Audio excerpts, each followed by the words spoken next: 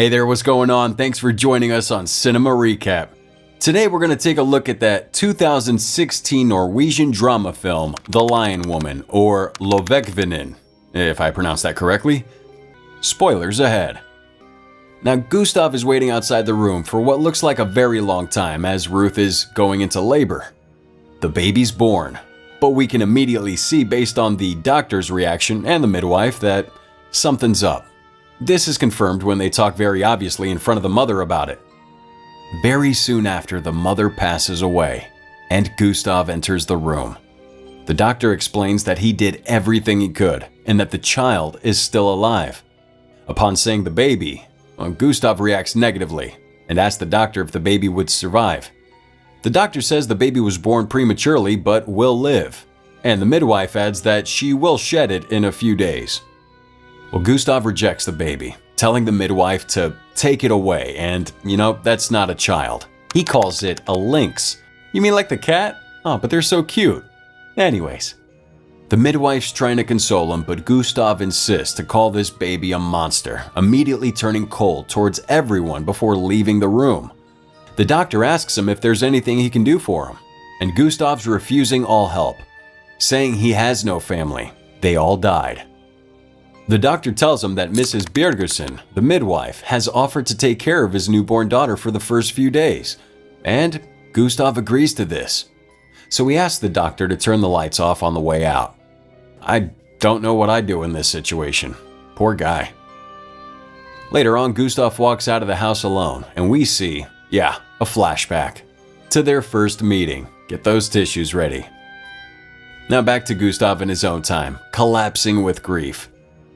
A little bit later, when the funeral arrangements are being made, Gustav is asked what he'll name the child. Well, he doesn't know, saying that he has other things to think about. So, names are offered to him. He rejects Ruth, the name of his wife, saying it would be too much to bear, but accepts the name Eva, a biblical name.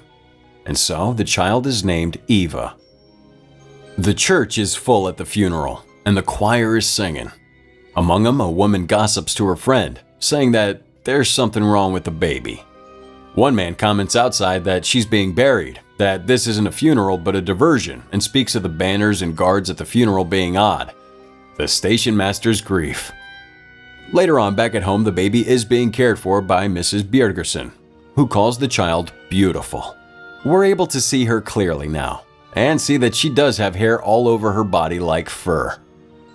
Well, Gustav asks the doctor if there's anything that can be done about this baby's condition.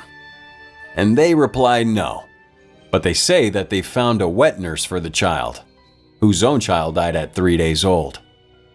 The girl, aged only 17, is in an unfortunate situation. The father of her baby was unknown, and her parents have disowned her. She's offered a room in Gustav's home, and when she arrives, she immediately loves it. Later on, Mrs. Birgersen brings over little baby Eva, and the girl, named Hannah, sees her for the first time, appearing a little uncertain and confused. To be honest, I would be too. Don't worry, Hannah, you got this. Mrs. Birgersen leaves the room only with great reluctance, telling Hannah to take good care of Eva. Now a man appears at the door asking for the station master, but Hannah replies that he's doing a line inspection, or something. The man gets a look at the baby and is a little disturbed, it seems, based on his reaction. Okay, so apparently Tidend means newspaper. This is gonna go badly. So a man from the Tidend comes out and talks to this man, whose name is Swammerdam. Bless you. So Swammerdam begins to dramatically gossip.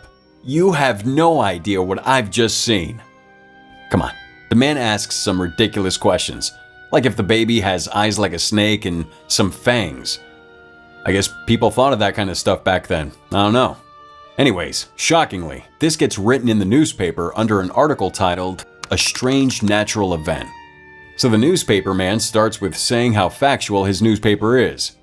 I think she's kind of cute and unique, and I'm glad we're embracing differences these days. The newspaper gets published, which makes for an uncomfortable experience for Gustav in the morning as people begin to gossip. And when Gustav returns home, he berates Hannah about answering the door with the baby in her arms. When people gathered outside the home now, all because of these rumors, they want to see the baby for themselves. Later on, Hannah speaks to Gustav of her concerns for the baby, saying she thinks Eva needs fresh air, as she is turning pale, not eating much, doesn't really sleep, and is whimpering a lot. She asks him permission to take her outside. Well, he thinks about that before agreeing, planning to route a map for Hannah to take Eva on, choosing several routes and times that are best to avoid people. She tells him that Eva laughed today and offers him to hold her, but he's declining. Later on, Gustav gets a letter from the Board of Health, who now know of Eva and her rare condition. Gustav learns from the letter that there have only been a handful of reported cases in the last 400 years, and that they're coming to visit Eva. Dr. Strom arrives and is fascinated by the child, who we're able to get a better look at now in all her CGI glory. The doctor says that he's never seen a person with this condition to this extent. Eva has hair all over her body. Gustav's asking what's wrong with her, and the doctor replies that, there's nothing wrong with her. Nice. I like this guy. Gustav's pressing the doctor as to when Eva's gonna lose this hair, and the doctor's saying that she'll keep him. And then again, twice. And the doctor again gives the same answer, twice. A picture's taken of her, and years later, now in 1919, we see Eva, aged 7, still inside. She's watching other kids play outside and looks over at a picture of her mother. And she knows very well how different she is. She sees an airship outside, and Eva's father sees her looking out the window, so as a punishment, he locks her in a closet? Come on. Poor girl. Sometime later, Hannah and Eva are decorating a Christmas tree together, and Gustav comes over and silences Hannah after she's talking too much. So we see Gustav visiting his wife's grave, as Eva's left alone. She's over here dreaming of her mother often, carrying a picture around, staring at it and thinking about her. Later on, Gustav and Eva are sharing an awkward and mostly silent meal. Hannah's absent, presumably with family for Christmas. Eva begs her father to go to the Christmas tree party, but he refuses. So Gustav warns Eva of the outside world. When he puts her to bed that night, they talk about Eva's mother briefly, showing how strained this relationship is before Eva turns over to sleep. Now when Hannah returns, she and Gustav go out shopping to buy Eva some shoes, silver buckles, and a red fabric to make into a dress, which looks amazing when it's complete. Hannah says that she looks like a princess, and Eva smiles. So our strange family heads out to celebrate in a scene we all hope won't turn sour. The room falls silent as people see her for what we can only assume is the first time. Thankfully, it all goes well, and the other children accept her. After dinner, they watch a performance on stage with a magician, and Eva goes to sit with the other kids. She's approached by the magician, who lightly begins to tease her. This can turn nasty. She reveals his trick. It's not an egg he's pulling out of that bag, but a stone, which she throws at him. Damn. So Gustav leaves with Eva and Hannah. Feeling unsatisfied, he takes Elsa back to her ice palace. Eva back to her home. Now Eva's alone once again, and very bored, growing tired of studying. Later, she throws a tantrum, screaming and breaking a jug. Well, Gustav puts her back in the dark closet, and she begins to see equations around her. So the next day, Eva's asking her father, who's a good artist, if he can draw her. But he's saying that he doesn't have time. Now we see Eva begin to notice a man outside her window, someone working on the train. His name's Sparky. He looks friendly, and one day Eva sums up the courage to approach him, giving him a picture she drew of a train. Eva asks the man why his name's Sparky, and he says it's because of his bright ginger hair. The two begin to bond as he teaches her Morse code. Gustav spotted out the window, and Eva hides. Luckily, she's not found. Shortly after, Sparky sends her a letter with the Morse code alphabet, and she begins to learn. Before we go on, like the video, smash the subscribe button and turn on that notification bell to get that full day of good luck. Later on, Gustav's having dinner with some friends in the world's smallest dining room. Hey, this chick's actually called Elsa. Forgot it was a real name, thanks Disney. They try to have a discussion while Eva taps annoyingly in the background. Morse code. Gustav notices this, and Eva says that she wants to be a telegraph operator. Once the guests have left, Eva's punished with, you guessed it, the closet. Hannah and Gustav argue about Eva. Hannah wants her to be free, and Gustav wants to keep her indoors. So furious, Hannah packs up her bags and leaves. For a second there, I thought you were escaping with Eva. Never mind. So now we see Gustav brushing Eva's body and says he's gonna draw another boring old train. Eva's asking about Hannah, and Gustav shrugging her off. He catches Eva trying to shave and scolds her, not knowing how to deal with his daughter alone. He finds Hannah again, saying that he'll give in to her wishes of letting Eva be freer. So we get a wholesome scene of Gustav being less of a jerk, and Eva's encouraged to pursue her desires to be a telegraph operator by none other than Sparky himself. Well, looks like Gustav's sticking to his word. Good man. Shortly after that, I saw a scene, I know the times, but I had to pause and compose myself. Oh boy, how times have changed. Sparky continues to send her messages, then salutes to her from outside. Their companionship is really sweet. Eva sends a message to Sparky, asking if it's legal for her to be denied the chance to attend school. Gustav sees this, and Hannah begins to fight for Eva's case by blackmail. On her first day of school, Gustav gives both Eva and Hannah the cold shoulder as he's hiding behind his newspaper. And I'm pretty glad Eva has someone like Hannah. So we see the kids learning letters, and Eva's treated like an outcast before the other children turn on her and tear out her hair. And at home, Eva tells her father that school's going very well. She might be planning revenge. But then without warning, we get a jump to 1926, where she's a fully grown woman now. Still forlorn, still lonely, still bullied. Honestly, I apologize if I get her age wrong. It's kinda hard to tell. She didn't attend school and instead sits alone at a lake reading. Gustav gets a letter from her teacher about her numerous absences, and Eva's not caring to explain that one. Instead, Gustav tells her that a letter arrived. There's an inquiry from Professor Strom regarding a dermatology conference in Copenhagen next month, and there'll be doctors and scientists from all over the world. To which Gustav and Eva are invited to participate. Eva's all excited about this, hoping for a cure, and so Eva says her goodbyes to her loved ones and boards the train with her father. That night, while the two are eating dinner, things go well, despite some strange looks towards Eva. The father and daughter have a wonderful time on the train and bond some more. Also, at this point, I'd like to mention that you never snap your fingers at a waiter. Hella rude. So, they arrive in Copenhagen and walk into a beautiful hotel. Seriously, what a room. And it's nice to see both of them smile so much. They arrive at the conference and, wait, her father's not going with her? Okay. And of course, there are reporters shoving cameras in her face. This new place isn't nearly as nice as the hotel. Kinda looks like a hospital.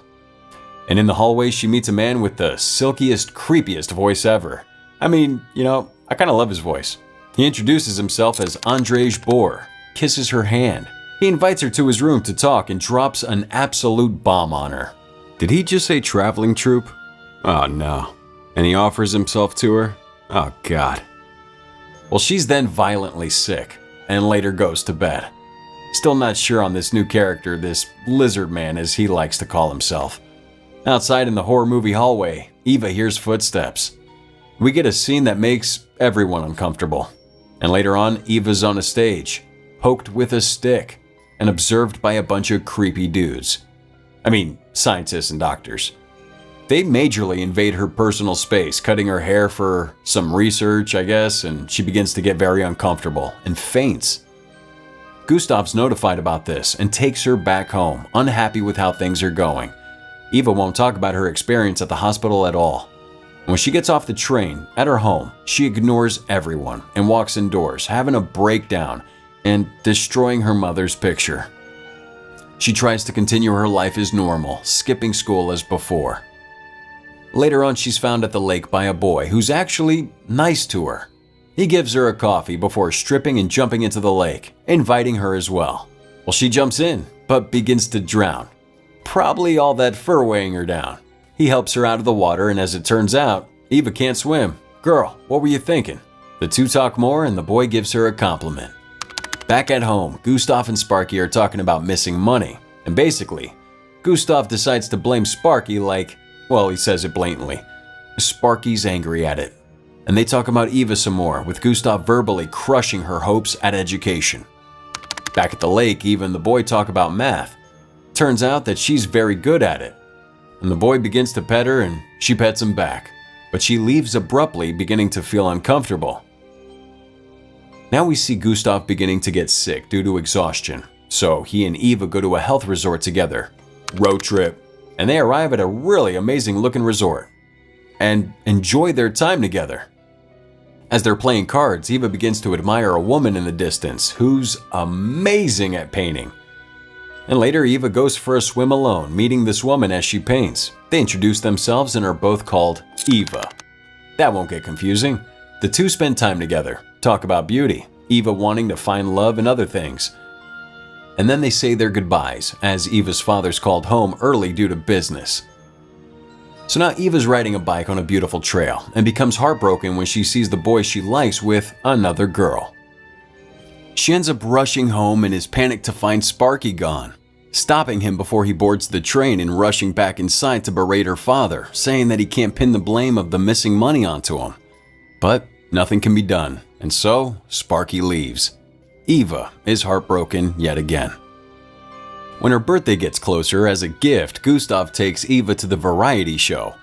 Yeah, I don't know what that is either. Suddenly, the host or presenter, whoever he is, speaks English. And the curtains open, revealing conjoined twins playing various instruments. We also see a very tall man and a black person. Dear God, I'm so happy we're not there anymore. Gustav throughout the whole time is feeling uncomfortable. But Eva, well, she's delighted and entertained. Regardless, Gustav decides to leave upon seeing the ape. Now I'm confused. They're talking in English. Is it dubbed? No, see, their lips seem to sync. Yeah. So the greatest showman offers a place at his show to Eva, but Gustav refuses, disgusted at this. Eva finds the group as they're packing up to leave, briefly seeing Snake Man, who takes his hat off to her, before meeting the organizer and accepting the invitation to join the group. Eva then meets another hairy person like her, with hairy hands too. And back home, Hannah finds a letter from Eva saying nothing but thank you. Hannah gets on a painfully inefficient sled and rushes to find Eva, but it's too late. And then she returns home to tell Gustav the news. As time goes on, Eva seems to be happy enough in her new life, performing, traveling the world, and making loads of money. Though she's still never really gotten used to being an oddity. Eventually, she decides to leave, having made enough money, and goes on to pursue her love of numbers. So jump to 1936 in Paris. She's now a professor teaching math. Congratulations! Well, she came pretty far. It seems to be her true calling. Also, that blue dress looking amazing on her. She's now fluent in French and highly respected. Soon enough, however, she returns home, looking amazing. After an emotional reunion with Hannah, who tells Eva that she looks amazing, we learn that her father has passed away.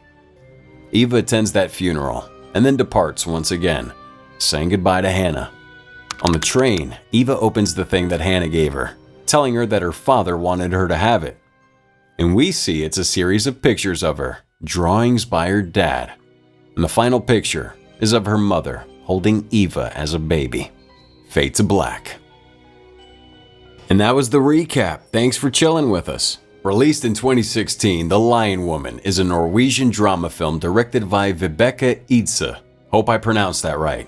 Starring Rolf Lassgård as Gustav, Kirsti Vetterås as Hannah, and Aurora Linseth Lucca, Mathilde Toman Storm, and Ida Ursen Holm as Eva at age 7, 14, and 23. So sorry for butchering your names. I mean, for me, at least, I enjoyed the movie. It was kind of a roller coaster. And if you guys enjoyed it, please hit a like and go ahead and subscribe if you feel the channel. Bang that bell to get those notifications and go ahead and share the video. And remember, you're perfect just the way you are. Don't let those haters knock you down. Keep smiling and you have a wonderful day. Till next time.